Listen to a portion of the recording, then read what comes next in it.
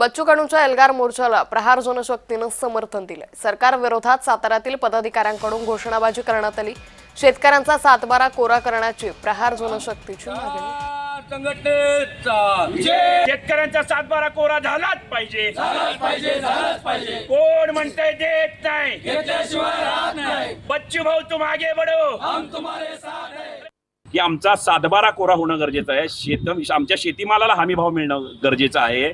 मला सांगा, हे हिंदुत्ववादी संघटना अनेक, या माध्यमातून मी हिंदुत्ववादी संघटनेला एक आवाहन करतो की जेणेकरून सर्व जाती धर्मात शेतकरी आहेत, जास्तीत जास्त हिंदू शेतकरी आहेत। मग हिंदुत्ववादी सरकार नितेश राणे असतील, पडळकर साहेबांना आवाहन करतो की तुम्ही सुद्धा या शेतकऱ्यांच्या मेळाव्यासाठी किंवा शेतकऱ्यांच्या आंदोलनासाठी सहभागी व्हावं। नुसतं जात धर्म पंथ सगळं सोडा आणि शेतकऱ्यांशी नातं जोडा, या आपल्या माध्यमातून मी सांगू इच्छितो।